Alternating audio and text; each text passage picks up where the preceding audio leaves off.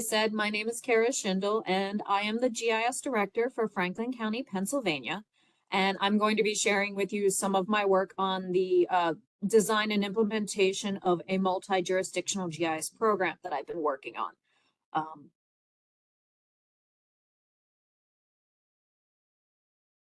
I'm going to touch on the program background, the current status of this project, and the results we have seen so far from when we started in 2022.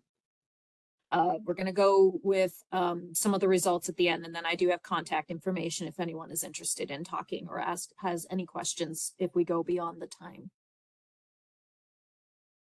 Some background, we are mostly a rural and agricultural county located close to several transportation nexuses, and we do have a lot of prime commercial land along an interstate. We are comprised of 22 municipalities, 7 of which are boroughs, and they hold most of our population. The interstate, coupled with our proximity to Baltimore, has spawned more than one joke that we have big city problems without the big city resources. In fact, you can see from this map which municipalities have a GIS program, and incidentally, that coincides with both the location of the interstate and existing zoning ordinances within the county. So just a little bit of a fun thing there. For some background, our program is offered as a service through IT for all departments within the county. But due to a general lack of education and awareness about GIS capabilities within the county, I've been on an education campaign for the last few years to help address some of our issues, and we have been growing. I was able to get 1 position out of 2 requested in 2021, and when it was granted, I was also tasked with expanding our program to include a municipal GIS support offering. Some difficulties arise from this as I hadn't planned for it for at least 5 years, and we are, as I mentioned, currently expanding internally.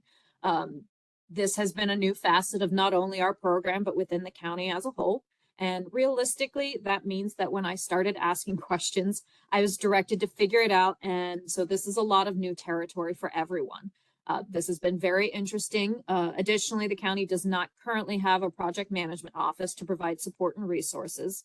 And I've had to very carefully coordinate resources and management of our current growth in the face of adding a brand new service line. Definitely been tasked with doing more with less. I'm sure, probably someone on this call can probably relate.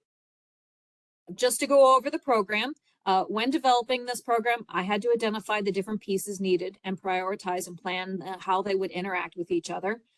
We were expected to charge for services in a manner that covers cost without overexerting municipal resources. Municipalities have limited resources, and some of their petroleum tax funding sources are projected to decline with increased usage of alternative fuels and electric vehicles. Another consideration while we've been developing this program is that of Next Gen 911, which is a continental-wide upgrade of aging 911 infrastructure that I'm sure some people on this conference have heard, and it is moving to a GIS-centric model. Existing processes for sharing information between the municipalities and the county are not quite ready to meet the legislative requirements, meaning there has to be adjustments on both sides in terms of communication, tools, and interaction. And then one of the last considerations over this has been time. We move at the speed of government. We're supposed to support the county, but we are not fully supporting the county at this time. We're just expanding, but now we're also expected to add in outside support. So developing the program itself has meant creating new processes, integrating into our existing ones to account for legal, billing, support, and reporting ramifications and needs. To just go over some of the outcomes from this program since its inception in 2022, we've come up with a formal process for billing, management, and reporting for these requests from start to end. We've built in accommodations of the available resources with the municipalities, which includes things like cost sharing and options via tiers of services. We are including municipalities in our long-term strategic documents, both with a 5-year strategic plan as well as a future visioning document for future planning needs. And we are also collecting data on use case and interest in this for, consideration to present to administration. Basically, when I was tasked to do this program, I decided I was going to do it right, and probably a little bit more complicated than was expected from administration, but I believe we needed it to make a informed decision going forward. Some benefits and pitfalls. These are color coded. Benefits are in gray. Pink is kind of, pitfall, and then black is actually a little bit of both. We're expanding use of the GIS within the county and introducing it to the municipalities in order to take advantage of cost and resource sharing perks, as well as things like negotiation power and collaborative decision making. We hope to streamline business processes internally and externally through relationship development and data sharing. Since the county resources are not sufficient to support the municipalities, including the increased legislative pressure at this time, to the same level that we're currently supporting internal counties, we have to plan around that. Lack of inclusion with end users has kind of been a potential for program failures. So we have found there is quite a bit of enthusiasm from the municipalities, but I don't believe that our administration was prepared for the amount of enthusiasm that we are receiving.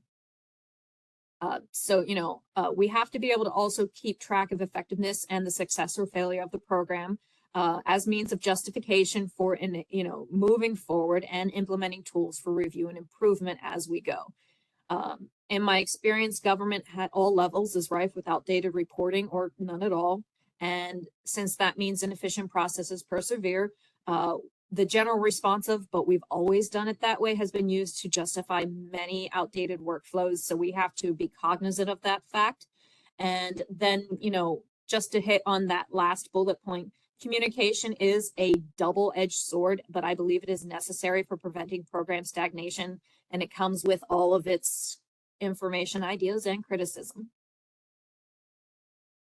Here is a snapshot of the program implementation as I had developed it first when we started, and also where we are now.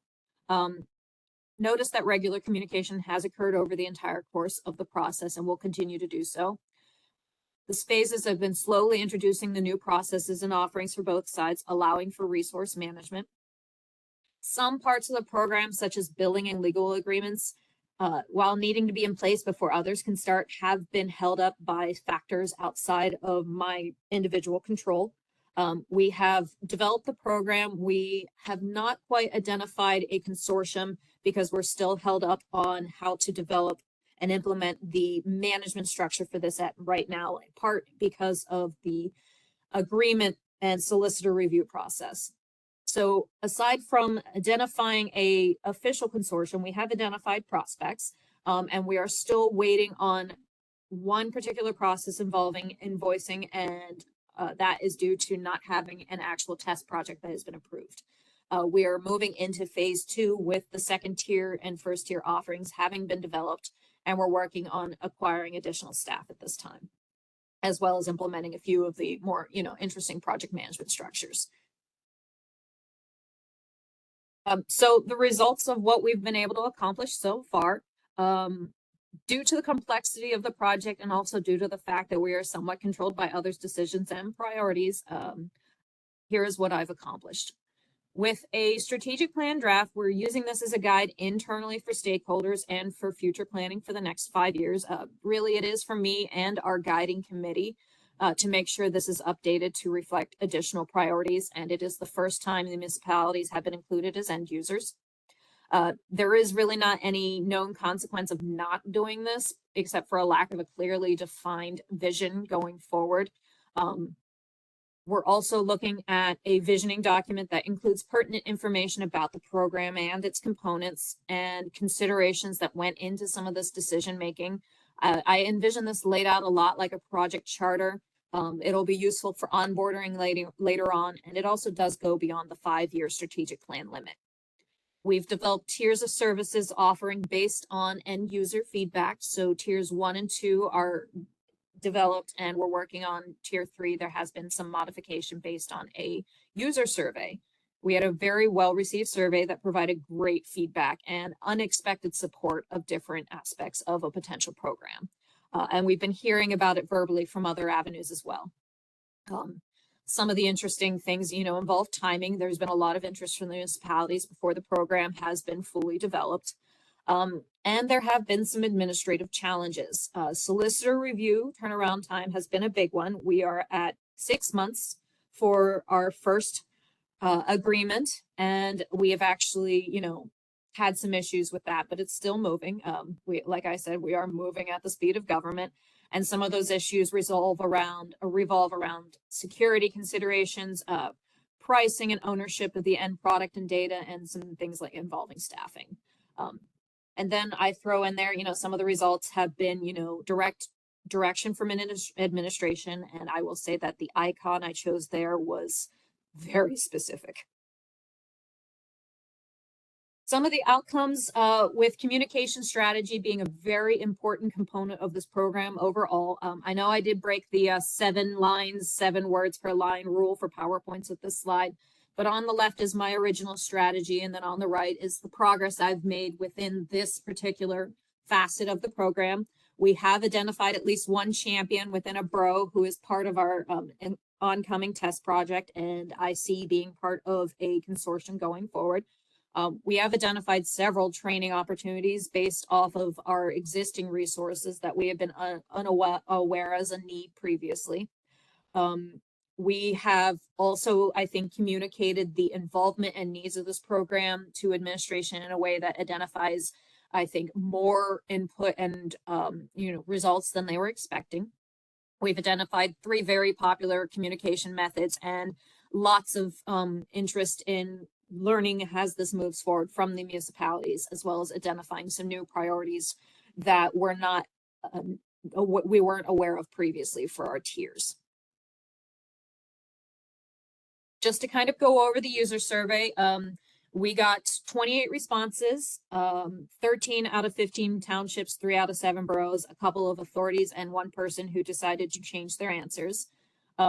Definitely most of the organizations have moved to using GIS, which was not the case several years ago, and the majority of them use it personally.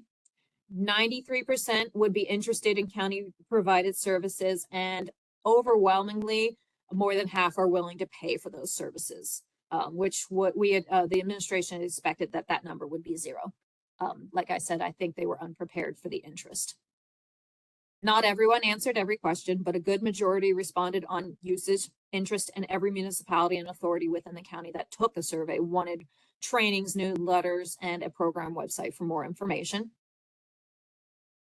What helped us adjust the tiers was interest in consuming county data more readily in their own applications and their contractor applications. Assistance with mandated projects like road sign inventories that are data capture intensive, along with the associated training for capturing that data. Tools for engaging the public, general need for resource augmentation for in-house, and then, definitely great resource and feedback for future considerations, current resources, and a few large-scale projects. Here are the tiers we have developed based on that survey. Survey results have resulted in tier 1 is without getting new staff. So being able to provide access to our existing data via REST services or extracts, a generic municipal parcel viewer, and a few other general usage applications, as well as a creation of a municipal hub. And, so that we can aggregate resources and as well as provide training, new trainings on existing resources. Tier 2 would require new staff or would have to be limited to 1 or 2 individual project requests a year. It involves updated imagery collection, which I have been trying to get for the last 7 years, and we are currently in solicitor review for that as well. And then tier 3 would have to be adapted based on future surveys once we started with tier 1, and would also require staff augmentation for more than 1 or 2 general usage applications. For future planning documentation, just to reiterate the strategic plan, the municipalities are now included in the target users, which we hadn't previously. Treating them as an end user, like our internal departments, is new. And the processes that we're hoping to identify are, fairly specific and based off of existing needs, such as building permits being submitted online rather than each municipality submitting via a different method. We want to give the municipalities the ability to access county data and incorporate it into their applications instead of requesting copies annually. So that's a big deal, and we want to make sure that it is built into our future planning. With the visioning document, it goes beyond the next 5 years, and administration has asked me to do an internal business case study that with the previous survey and future surveys to help identify unanticipated needs and uses for our current resources will help us with planning and considerations for future projects.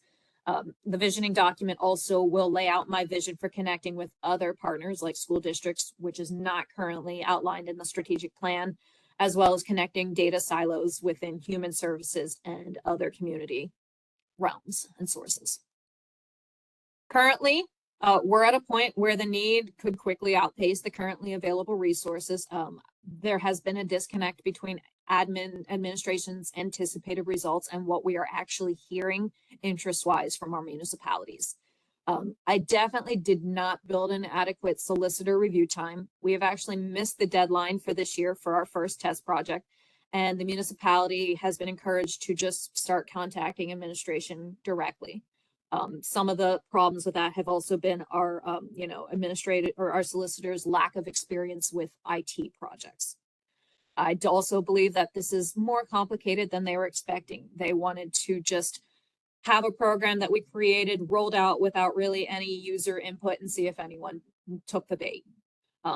Now we are going to be presenting this program to the commissioners with information about the survey and other interests shown. And we are going to be putting together what we can accomplish with the resources we have, what we could accomplish with more, and the costs associated with different paths.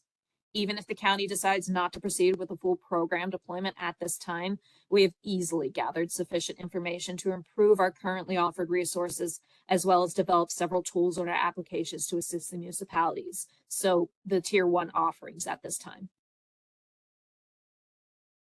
So that is my presentation. If anyone has any contacts or questions, feel free to screenshot this contact page. And then let me see if there are, do I have time to answer questions, or can I just do that in the chat?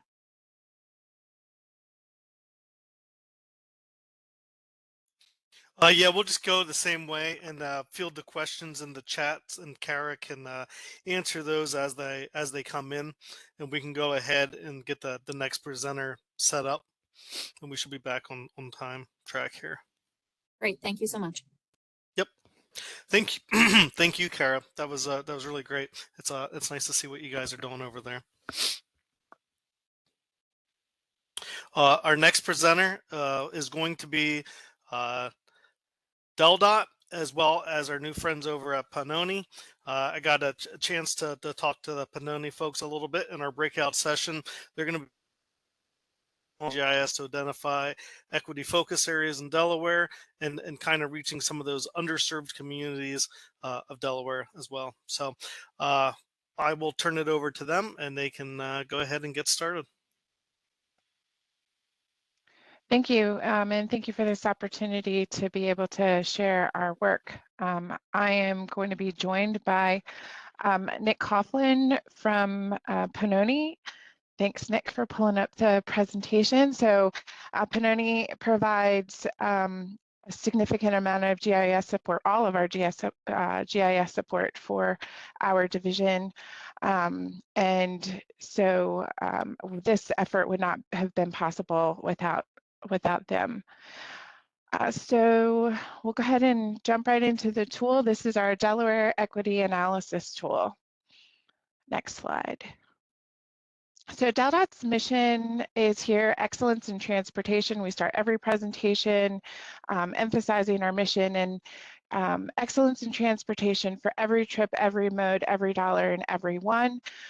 And the focus of really, when we talk about the work that we do, we try to connect it to our mission statement. And this work we're doing is really focused on the everyone element of DelDOT's mission. I'm the Assistant Director for the Division of Transportation Resiliency and Sustainability. This is our mission statement here. Our focus is really on making sure that our infrastructure is resilient and sustainable.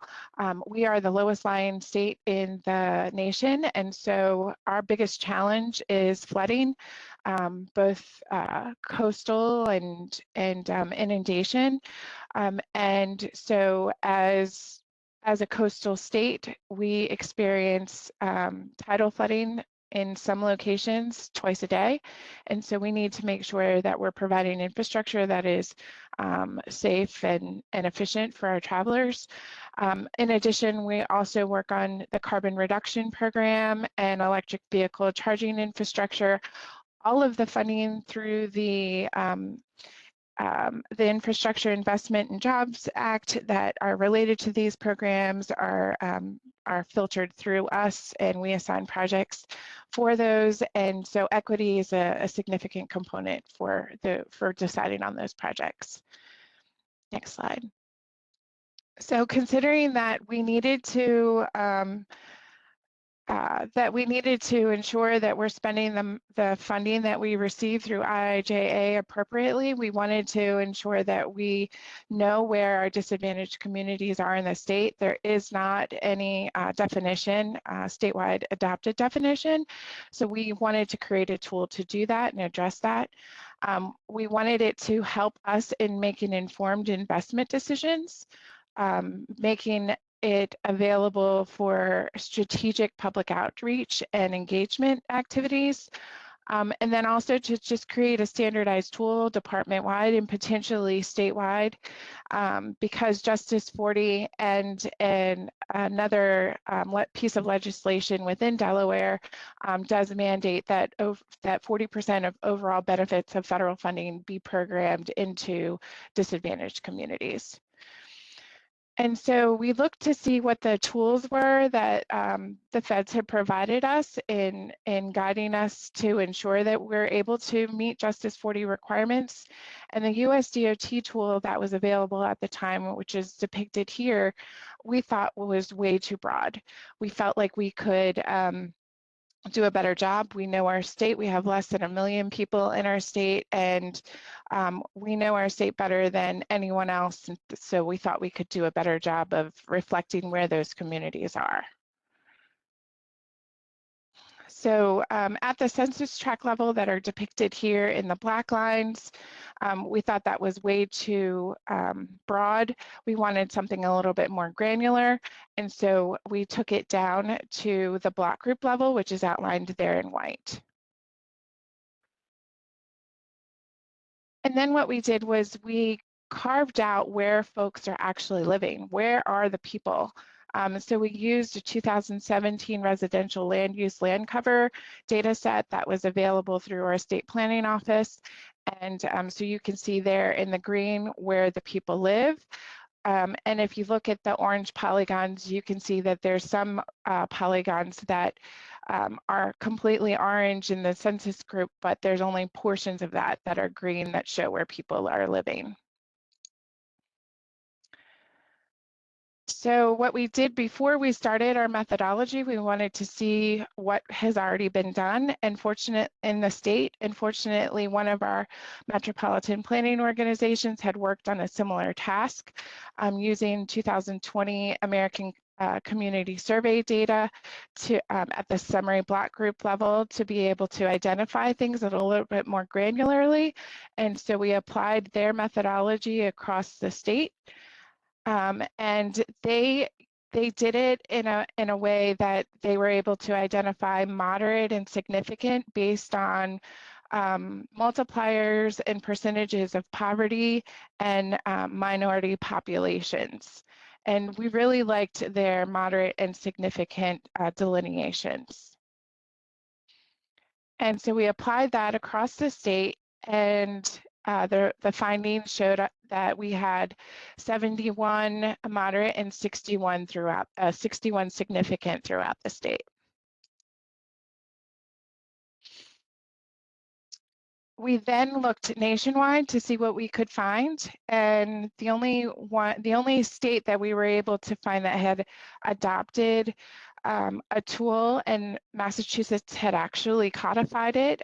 This is from the Massachusetts Energy and Environmental Affairs Office.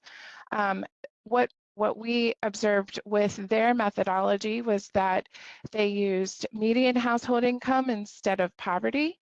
And then they also included limited English-speaking households, a percentage, and then also the minority population using a percentage there. When we applied their methodology across the state, we found 318 neighborhood groups using their methodology. One other thing that we noticed that was not addressed by either of the tools was the inclusion of Indigenous and Native American populations. And we have in Delaware 2 federally recognized tribal areas. And so we wanted to ensure that they were included when we created our own methodology. And so I'm going to turn it over to Nick for him to go over our actual methodology. Great, thank you, Stephanie. Sure. Yes, so as Stephanie mentioned, we wanted to be inclusive of those populations. So we use the same ACS data to identify the distribution of those Indigenous and Native American persons across the state. And then, so we're going to get into our methodology. So we optimized our methodology for discovering the equity focus areas by analyzing the same data set, the ACS 5-year summary for 2020, and we adopted a hybridized approach between WillMapCo and the Massachusetts method. So we're utilizing the median household income in ours as well as the percentage of population in poverty, the minority population percentages, along with the inclusion of American Indian population percentages. So we stuck with moderate and significant designations. So I'm just going to go through the criteria of how those are met. So to be a moderate equity focus area, one of the following situations must be true. So the percentage of population in poverty is greater than the state average, and Blacks or Hispanics or Asians or American Indians are greater than 3 times the state average, or combined population percentage of Blacks, Hispanics, Asians, and American Indians is greater than 2 times the state average, or percentage of population in poverty is greater than 2 times the state average, or median household income is less than or equal to $45,958, which is 65.5% of state median household income. So that's where we're adapting the Massachusetts methodology and combining it with the WillMapCo methodology. So the difference between the moderate and significant is the multipliers and the percentages. So for an equity focus area to be designated significant, same goes, one of the following situations must be true. So percentage of population in poverty is greater than 2 times the state average, and Blacks or Hispanics or Asians or American Indians are greater than 3 times the state average, or combined population percentage of Blacks, Hispanics, Asians, and American Indians is greater than 90%, or percentage of population in poverty is greater than 3 times the state average, or median household income is less than 40% of the state median household income. So we list our statistics down there, and then we're going to go into our results.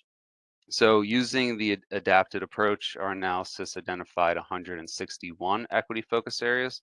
If you remember, the WillMapCo methodology identified 132, and I believe the Massachusetts method identified 320.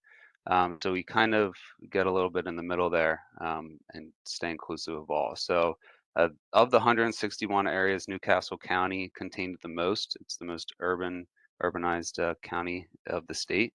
There's 67 moderate and 53 significant. So of the 161, there's 120 in Newcastle. In Kent County, there's 19 equity focus areas with 16 moderate and 3 significant. And Sussex County has 22 with 17 moderate and 5 significant. And so one of the best parts of using a story map is getting this interactive capability on the right, where we can zoom in and go to one of our neighborhood groups, which we are terming block groups at the residential level. So clipping out all the other areas. And we can click on these designations and pull up a custom script or arcade expression that we use for this pop-up to flag which parameters are being met on each one and which are not. So if it has a bolded statement, we can see why it's being significant. So the mean household income here is being flagged, as well as the demographics of population percentages. So you can do that through all. And then we can also click on the other pieces that are not equity focused areas and see why they did not meet the criteria. So moving on from there, we set up the capability as well to filter through those different criteria, the different criteria by line. So just with some map actions to be able to see the specific indicators of which are being met through each criteria. And then we also went on to develop some supplemental data sets. So we liked how Massachusetts used language isolation, and we thought this can be extremely useful in outreach. So Massachusetts, I believe, was using 25%, but we're going to use 15% here because the range of that data set is a lot smaller for our state. So we analyzed the ACS data to identify neighborhood groups with greater than 15% of households without a person over the age of 5 who speaks English only or very well. And that identified 18 language isolated neighborhood groups, and we see how 4 of them are also significant and 7 of them are also moderate equity focus areas. So some of them are higher than 15%, much higher. I believe this one, yeah, so 27.74% of households here are without a person over the age of 5 who speaks English only or very well. We also use the ACS data to identify the aging population percentage across the state. It's interesting to see this distribution, and it's not surprising to see that majority of the aging population lives in the beautiful beach towns down in Essex County. So this information is very important for DELDOT, especially considering evacuation routes and transportation planning all around. We also used the 2017 land use land cover data set to pull out mobile home parks and court locations.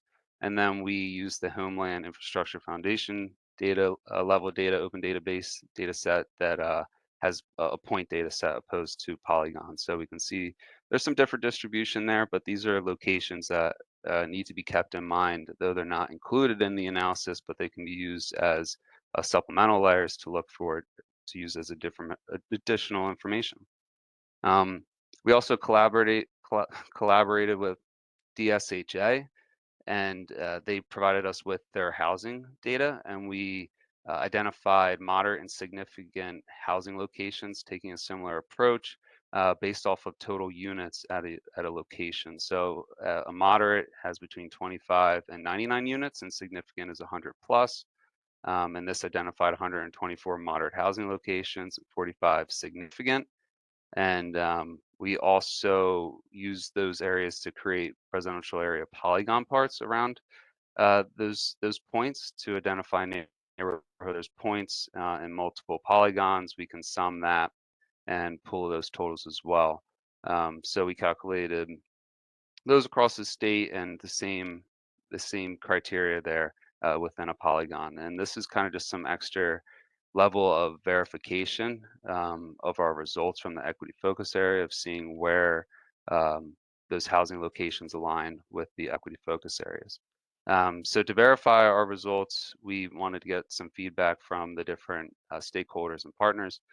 So we built a survey 123 form to get some input as this was being sent around, where people can give us feedback on both our methodology and the results.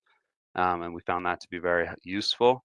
And we also provided an interactive web application where somebody could drop a point at a location of an equity focus area and give us a note on why they don't believe the criteria should be met here, or telling us that, hey, part of this area should not be equity focus area, but it's nested within that polygon, maybe surrounding it is an equity focus area.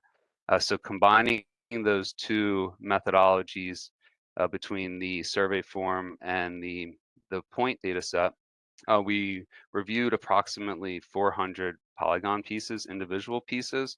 So what we did was split out the block group data sets into individual polygons, and then that way we can get way more granular and pull out areas within an equity focus area that should not be considered an equity focus area.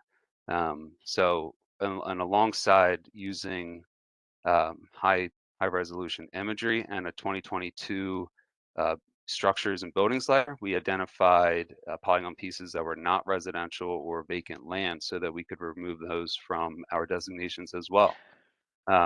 So that process identified roughly 300 polygon pieces, and the public outreach identified 80 plus pieces or so. And then we also are deeming some for future consideration as well. So as we update this in the future, we'll keep an eye on ones that designations weren't lifted or that didn't get a designation, but input suggests that it maybe should. So we're keeping track of all of those. And we have the data set published to First Map, so it's usable in your analysis. You can bring it in as well as a supplemental layer, and you can see our metadata in there and what fields we were using to calculate these results. So now I'm going to pass it back over to Stephanie just to talk about next steps. Thanks, Nick. Yep, so we had outlined some next steps as we had finished the tool. We wanted to ensure that we had engaged with our stakeholders and partners, and that's where we got a lot of the feedback from. And so we were able to complete that step. We also wanted to ensure that we provided the data to be utilized. And so we do that at the state level through our First Map portal. So we, as Nick showed, we were able to do that. Currently in progress, we are working to be able to share with the public, and we're working on that initiative currently. And then we also wanted to ensure that the data that we're using is up to date and timely. And so we talked about the 2017 residential or land use data set. That's pretty old, but that was what we had. Our state planning office is currently working on an update to that data and plans to have it released in the fall. And so when that is released, we do plan to update that. And then finally, we are using it within our own division. So we want to be able to incorporate this work into our decision-making process. And so, as I mentioned, we have the frequently flooded roadways within our state, and the chart there, which we don't expect you to see, but it lays out the criteria we're using. Oh, great, thanks. Thanks, Nick. We're able to identify the score for each of the different criteria, and equity focus areas is a component of that prioritization. And next slide. So I think it's just important to recognize all of the partners that helped to develop this tool.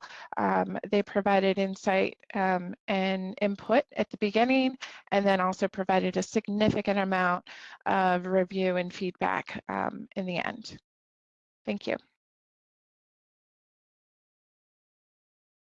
Awesome, thanks. That's a really well thought out analysis and presentation of something that I can tell just from the chat that it resonates with a lot of the users that are on here. So thank you very much for sharing all that with us.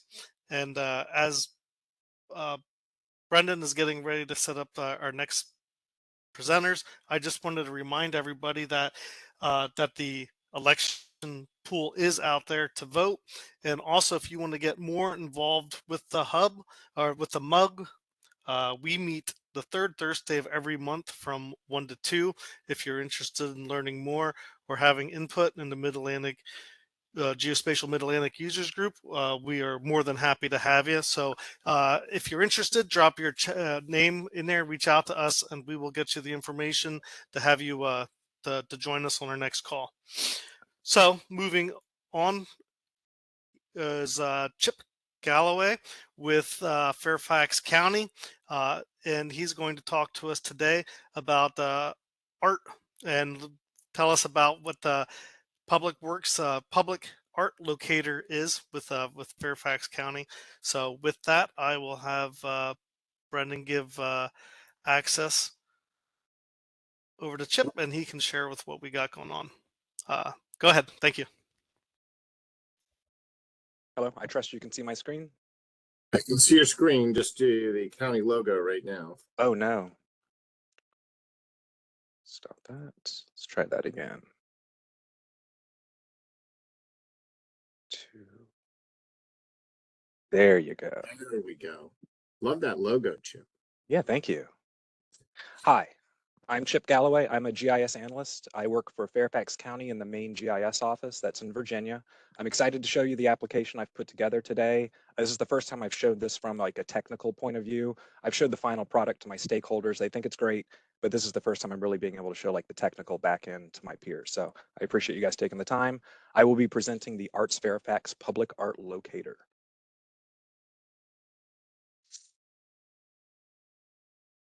My agenda for today for this quick 20 minutes, I'd like to give you a little bit of background about my branch that I work in, the Arts Fairfax and the request that came in. I created a 2-minute video spot, an advertisement for this. I hope that works with the audio, so I'll show that. I'll go through all the steps of the workflow. I know that's what most everyone's interested in. And if there's time at the end, we'll get to a demo. So this project was a collaboration between Fairfax County government and Arts Fairfax. On my side, the government side, I work for a small branch called the Agency Geospatial Services, and we're comprised of 3 analysts and 1 manager. And what we are is we are essentially consultants for agencies, for county agencies and nonprofit agencies that don't have a GIS resource. We provide full-on project management and solution engineering to help modernize their business processes. Arts Fairfax, on the other hand, is a nonprofit organization located in Fairfax, and their purpose is to expand arts and culture in our community. So about 6 months ago, they came to us with this request. I'll read this here. They wanted us to create a crowdsourcing solution for submitting public art installations and make a public app to display the information. The intake from the public should undergo some level of auditing prior to appearing on the app. So 6 months later, we have a fully functioning application. Let's see if this video works. Have you ever walked past an interesting piece of public art and wondered about its story? Or maybe you're an art enthusiast, always on the lookout for new works to explore? Well, now there's an app for that. Introducing the Arts Fairfax Public Art Locator. Our easy-to-use web application allows you to discover the world of public art around you. Use your computer or mobile device to browse a growing collection of public art pieces that have been documented by art enthusiasts from all over Fairfax County and surrounding areas. And the best part? Our photos are crowdsourced, meaning that our collection is constantly expanding with new contributions from users just like you. To add a work of public art to the gallery, you can use your mobile device or upload a photo from your desktop. Don't worry if you don't know all the information requested. You will spur research to find those missing pieces. Our app is designed to be user-friendly, so you can quickly and easily find public art pieces near you by using the Find My Location button. Zoom out to the original extent by clicking the default Map View button. Filters in the desktop view can display artwork that meets your criteria. An interactive list of artwork can be explored and selected to zoom to that location. Click on a point to read a description and other detailed information so you can learn more about the artwork and the creative minds behind it. To contribute to the collection, use the Submit Public Art Here button. With the Arts Fairfax Public Art Locator app, you can explore the vibrant art scene in and around Fairfax County and contribute to our growing archive of public art. So join us today and discover the beauty of public art with the Arts Fairfax Public Art Locator. Great, thank you for watching.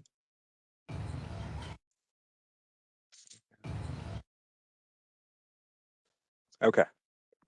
So the app is working. The app is out in public. It's public facing. If you were to use that QR code, you would find the application. Let's look at the flowchart for how this app works. You'll see swim lanes if you're looking at the flowchart. At the very top, we have the public level, everything that's available publicly. We have the automation level, and then we have our internal review. So going through this, once the survey is submitted, in the green, it goes into a couple of Survey 123 automations that were built into Survey 123 Connect. The second stage of the automation, it writes to a submission view feature service, and then it goes through a Power Automate email generation. And that at that point, the staff will be notified. The information's in the database. They just need to go in and review. And once they check, yes, this is okay to be visible on the public map, only then will it go to that last stage of automation, being visible on that public view. And at that point, it will be visible in the experience builder. So I'm going to go through each one of these steps individually. And I've added on the bottom left of the screen, there's a status bar that shows where we are with the flow chart, so you can kind of keep track. So Survey 123 intake. I wanted to talk first about the appearance. You'll notice just out of the box, typically we have that green color scheme. I was able to change the color codes based on the in the web environment. I was able to configure those. At the very top, you'll see these two paragraphs. This is just a note field. It's using HTML. I'm putting in the alias and the hint. I'm putting this information in, and I was also able to add a PNG. The survey header and background colors have changed. I was able to update the submission screen so it's a little more tailored, and it also links to that final application. The map was changed. If you've used Survey 123, the native map that's in there, it's going to show all the pre-existing points that might have been in there. So what I did is I replaced the map. So it's the map that you're seeing when you're using the Survey 123 is a standalone. It has no features in it, so you're not going to see any previously submitted stuff. Also, it's when you zoom in really close, it'll turn into aerial imagery, so you can do better spot placement. If you see a sculpture, you'd be able to place it a little more easily. Conditional formatting. As you can see with this first, it's only 5 questions that are exposed at first. And if you've worked with large groups of people and you're developing a questionnaire with a large group, we really needed to winnow down from what they wanted. They wanted 30 to 50 required questions. And so I had to explain to them like the psychology of the form. If you open up a form and you see 30 questions, you're not going to be inclined to fill it out. So we really tried to winnow those down. And also I have them hidden. You'll see this last question is, can you provide additional information about this art? And that's when the form would expand to show an additional 19 questions or so.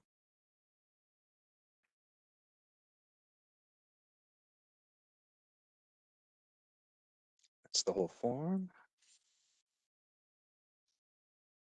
Okay, the first stage of automation, as this all takes place in the Survey 123 Connect, which is one of my favorite Esri applications. This and Experience Builder, I'm going to rave about this quite a bit. Highly configurable. You can do so much with these things.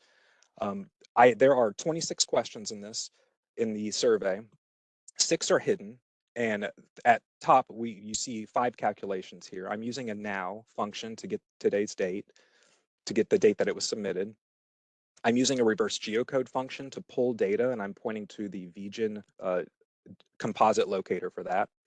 There are 3 pull data functions, and this actually took a while to get working correctly, but I'm using this get value at. And what you do is you build this script.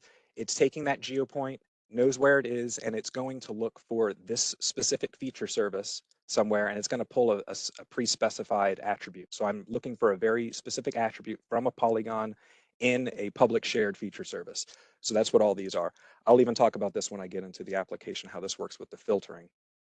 Also, in order for these things not to show automatically on that final application, I have a default question that's automatically set to no, like, is this visible on the public app? Automatically, everything coming in is no, and that's the trigger that people are going to need when they're reviewing to make that show. There's also a constraint that I built in with the photos. You can see that as the last script here that limits things to 5 photos only. So if you try to put in that 6th photo, it'll stop you.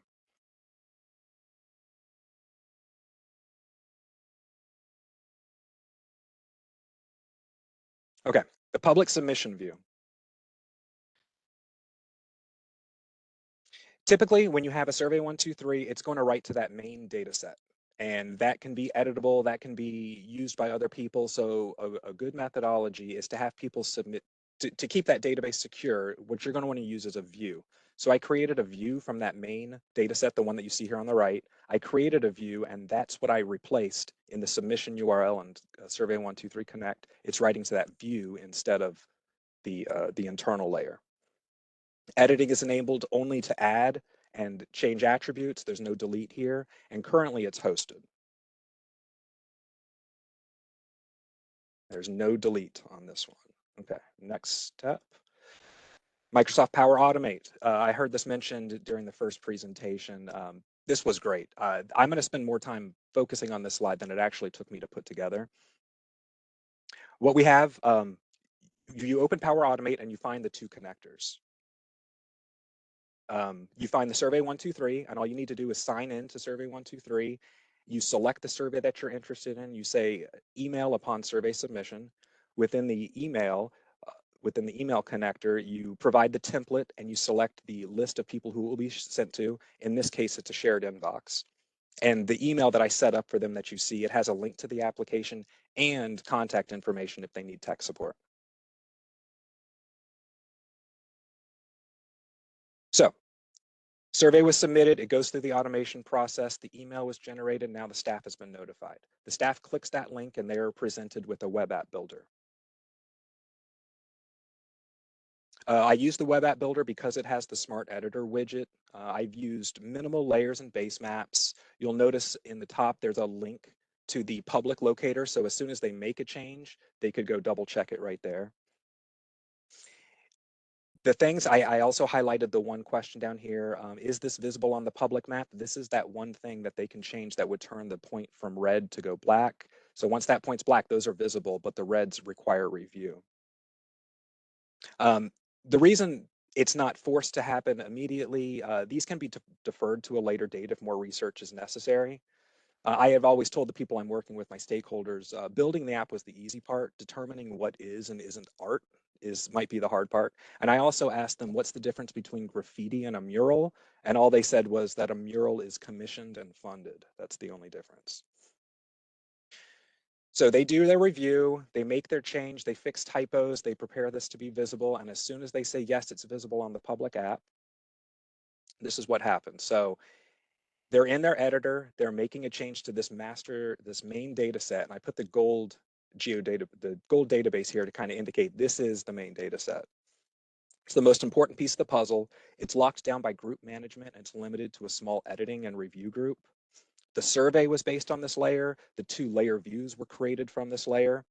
Currently it's hosted. I want to put this in our enterprise database or our on-prem database, but I want to make sure that there's interest in this before we make that footprint there. In my experience, when you develop applications like this and you collect data, you really only want to stake a footprint on the enterprise server if there will be continued use. And then it moves on. So once they say, yes, this is visible on the public app, so it goes to another view. This is the public locator view. And this is a layer that's filtered to only show things that are set to yes on that visible to public field. This is the layer view that will feed into the Experience Builder app. This one has hidden fields and it is completely not editable. To give an overview real quick, once again, we have our submission, our internal review, and our public locator. The survey has that special map that creates the point, the view. That's written to the main database, which is inside an editor map, which is inside a web app builder. And once that's changed, it will go to that locator view, which is inside of a web map, which is inside of an experience builder. Which brings me to the experience builder. I love Experience Builder almost as much as I love Survey 123. You can do so much with this. There's so much configuration that can take place. You're seeing now the different screen sizes that I have set up. In the desktop view, you'll see additional pieces of information. All of them have the county seal that will link to our website and the title, but you'll see that I have an about button here, some share options.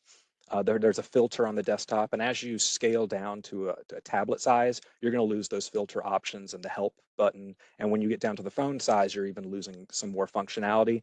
But I'm working with the real estate that we have, so I'm happy to get this working. I imagine if you're outside looking for this art, you're not going to bring your laptop with you, so we needed a phone application. Okay, and that brings me to, I've got 4 more minutes. I can do a demo. This QR code works if you want to check it out on your phone. So let's see the application. I just wanted to highlight a few things for the application. splash window. It's not called a splash screen in Experience Builder. It's a window. So this one automatically pops up. It's also, I have a secondary window that you can click the about and that same window will pop up. Share functionality. The list was great. We had an idea with this that we'll sort it to show the newest. So it kind of helps the revisitability. So if you come back to this every month, hopefully there'll be new artwork that's trickling to the top.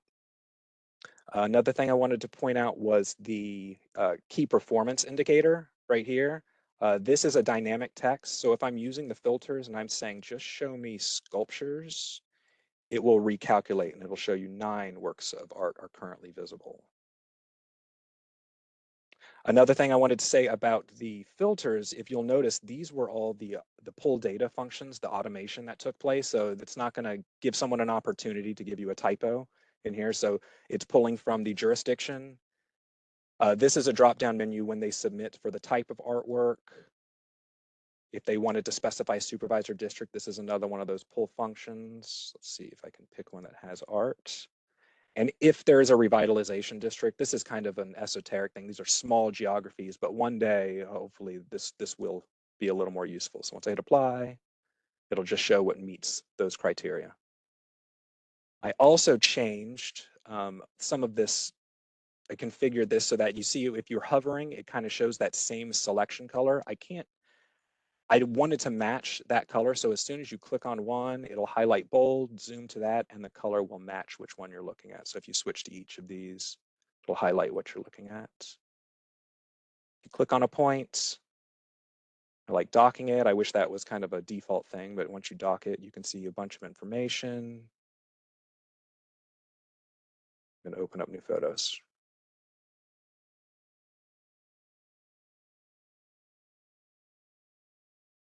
I'm surprised I covered that in 18 minutes. I thought there was more to cover, but I think that's about it. Actually, I do want to give a shout out. I did have a focus group for this.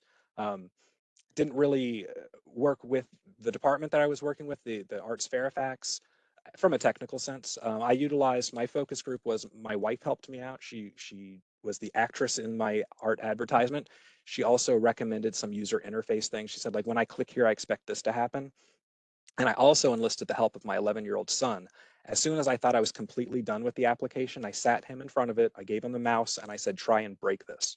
And sure enough, he found 1 or 2 things that I had to tweak in order to kind of to make it foolproof. So I appreciate their help, but otherwise I think it came together. I think we're about 99.9% complete with this application. The only thing I need to do at this point is transfer ownership, so it's kind of sitting in a better place, not under my ownership, but under our umbrella, our county umbrella. But if you have any questions, I'll keep an eye on the chat. Thank you so much. Thanks, Chip.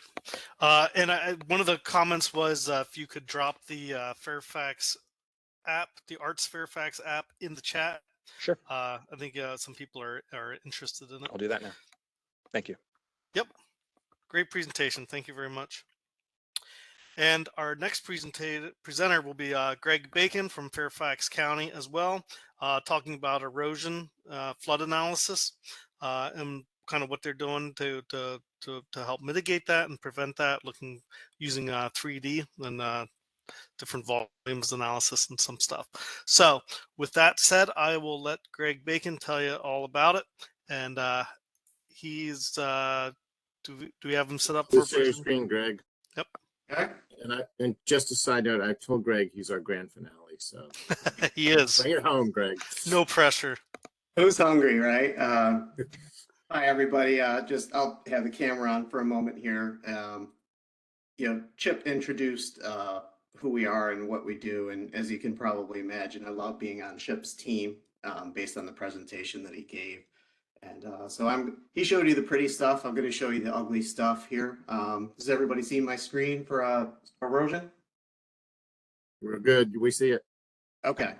So my job on the team is, like Chip said, we're consultants and mostly, and a lot of what I do and spend my time on is being the manager for imagery, topo, and 3D and things like that, is getting people to use it and realize new ways of what this kind of data can do for us. So I'll share a little bit of that today.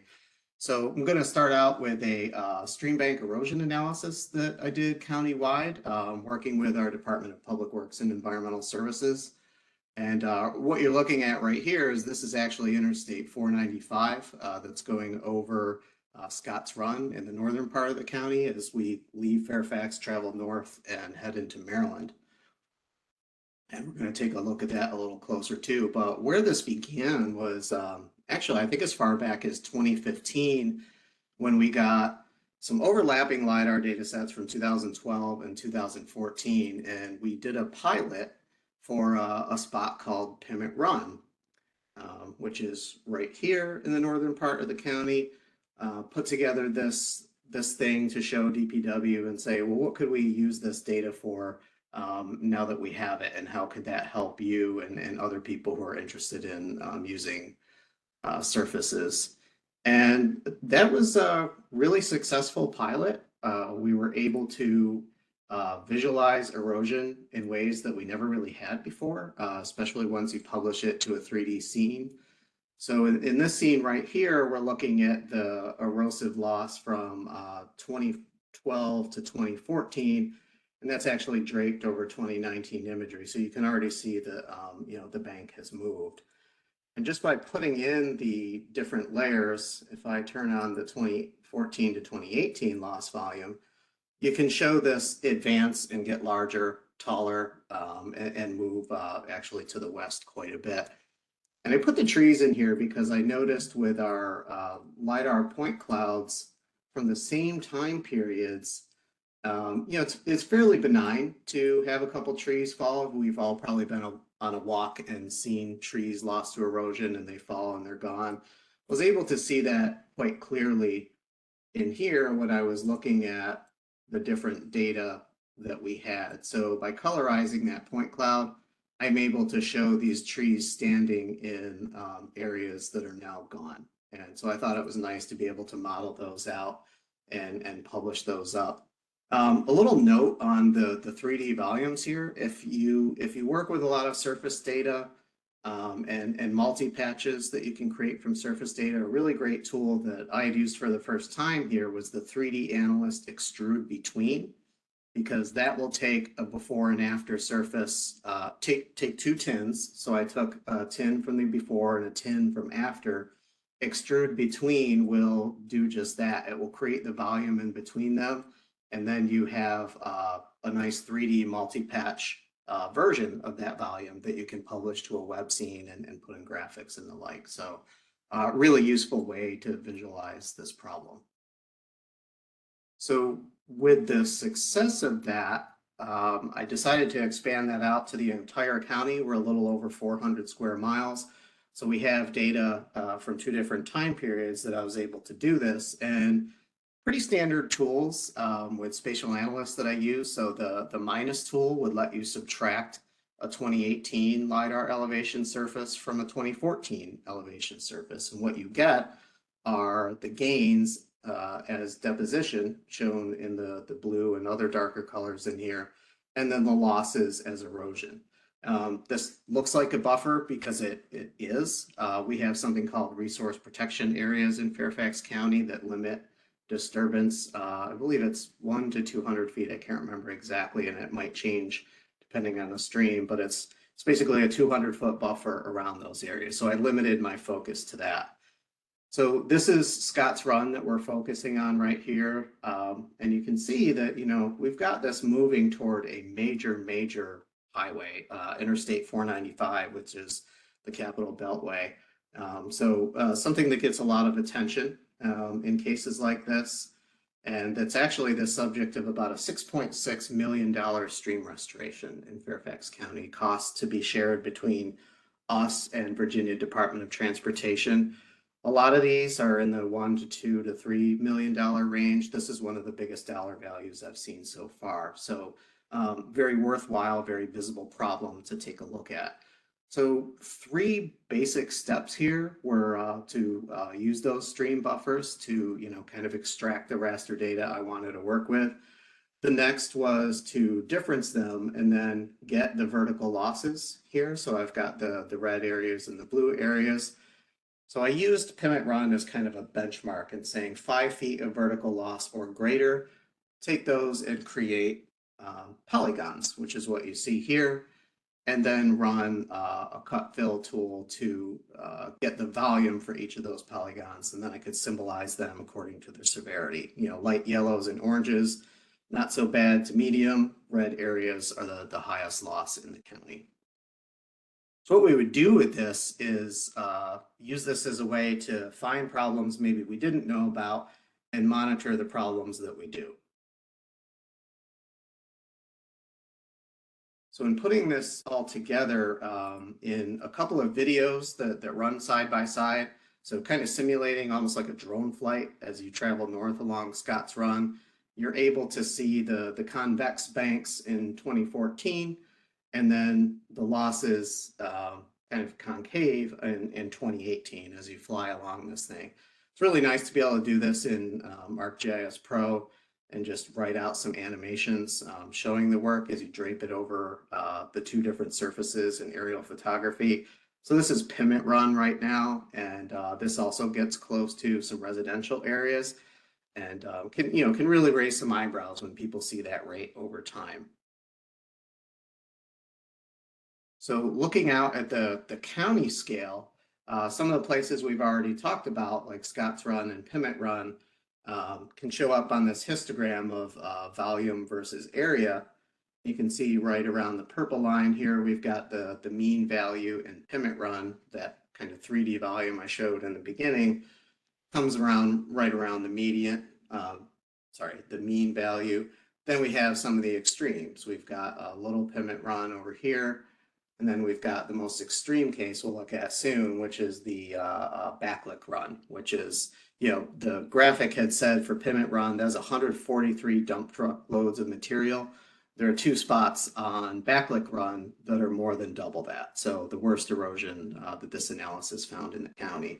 Then just kind of symbolizing it here using some graduated centroids of those polygons, just to show how bad it is and where definitely the southern portion of the county has higher density and usually bigger loss volumes. So this is a part of backlick run in the southern portion of the county, and here are those 2 very, very large erosive areas. If you do get into doing this sort of work, you gotta love the blending of aerial photography over your hillshades, whether you do that in Photoshop or ArcGIS Pro, really kind of lets that visualization come through. So highly recommend giving that a go. This is another look at backlick run in 3D here. You can see the very large loss areas I just showed before. And then this area here that doesn't show up as well, I blew this up. This is kind of a erosion / landslide that happened somewhere in around 2017. This analysis did not find this. We knew about it because a police helicopter saw it, if I remember correctly, but we can monitor this now that, we have an initial loss volume. We can see what's going on. And to my knowledge, nothing has been done about this yet, though it's well known that it's out there.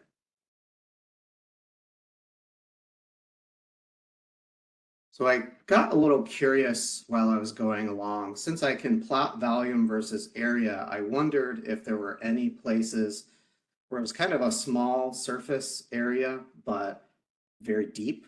And, for the most part, had agreement here along this line, but there were 2 outliers right away. Very, very high volume and very low area. And here they are along the Potomac River right here. So I was like, well, what is that? What's going on? And it was actually a brake line error from the 2014 LiDAR brake line. So it effectively in 2014 created a wall of water. This didn't exist in 2018. So when I did the subtraction, it thought that there was a giant loss volume here. So I'm glad I looked into that to be able to find this error. And it showed up in a couple of places up there as well. So just a bad brake line or 2, being curious certainly paid off.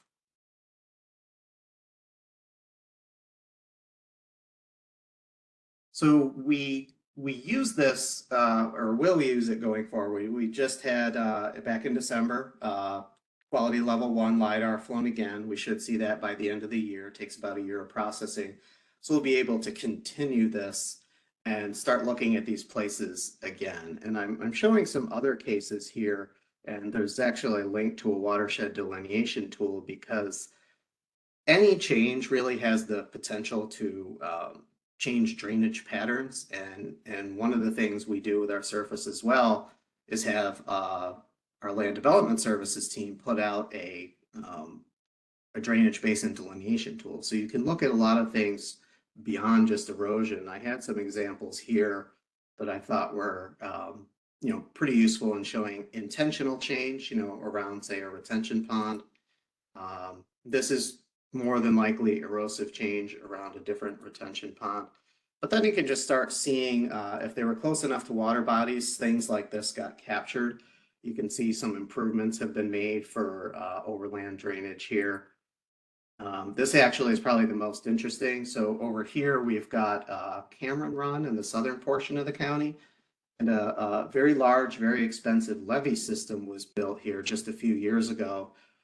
And as part of that levee system, there's a ditch that runs to a pump house to get water out of here. Because if you go a little bit to the south, this direction, that's one of the more frequently flooding places when Cameron Run, either from a rain event and or tidal surge, can have large flooding problems. So that ditch going to the pump house showed up really well in here. Wasn't erosion, wasn't even anything I was looking for, but interesting nonetheless. And then one last improvement here that showed up really well. So this story map, I could put a link in the chat as public. It has links to other relevant information on stream restoration, watershed delineation, and then one of my favorite ones, which is stormwater improvement projects. So a lot of these stream restorations that have or will take place are in that application. My hope is someday we can use that data in conjunction with the erosion polygons that I've already shared with DPW and kind of look at that together to say what's already been addressed and what do we want to continue to monitor.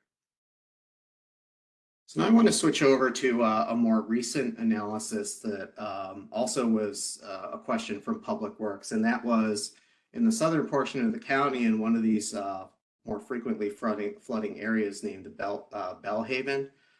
How can we communicate to the public what that flooding might look like at different depths? I only was able to run it on one depth so far, but this was done using the Esri ArcGIS Pro flood impact solution, where you basically take a flood raster, a water depth raster, and some LiDAR data sets, and you create basically a 3D plane of flood at a certain depth. And I was really pleased with the way that it turned out, and then I wanted to put it in a web app like I had done here. So the comparison I'm showing you is initially when I published the buildings and the flood data, what that looked like against Esri terrain. Esri terrain is great, and it's kept up to date in here, but it wasn't the surface from which the flood was created. That was from our own 2018 LiDAR. And so it didn't look the same here as what I was used to seeing in Pro. And I said, well, I better figure out a way to get our data into a web scene. I wasn't really too familiar with that, but was happy to figure out this web elevation layer was what I published. And basically what this is I took 4 scales. I think I went from scale of 1 to 400 and then doubled it each time. So I could publish a rather small area. And I also had that in state plane, which is not the coordinate system that is used here. What that does is not only let me use my own surface for the scales that I want. These things can get really big, so be careful with how large scale you go. And what it does, since this is in state plane and the original base map was Web Mercator, is it will drop the base map that is continuous in here because that's Web Mercator, and it's not as forgiving as, say, ArcGIS Pro. You have to be very particular about the the coordinate systems that you're using because the base map is what that's drawn from. So that's why this area is limited, because I only cached this area because that's really all I needed, and that kept the file size down. So Web elevation layers are good if you're going to start putting in your own data. Eventually, I'll cache an entire LiDAR image service, so I'll be able to have this for the entire county. But for now, this was what was used. And then I wanted DPW to have a way to check the flood heights on these buildings. And I had noticed normally when you make measurements, they come up from the ground. In this case, the flood surface is what it wants to measure up from. So it's kind of in the way, and that's not what I wanted to measure. I want to measure from the ground up to the flood surface. So the way I could do that was set up this, set it over here. I could set up this slice, but you see that it's slicing everything, the grounds, the buildings, and the flood. So if I exclude certain layers from that, exclude the buildings, and exclude the ground just by clicking them, now you see the buildings and the ground stay, but the flood layer I can swipe away. So that lets me position this. So now that you see that contour on the ground of equal elevation, I'm able to measure up from it to the height on the building. And I know that that's just under 4 feet. So when I handed this app off to Department of Public Works, they were able to check building heights that they had against flood studies that had been done previously and found that this is a very good, albeit conservative, estimation of what that flood height would be.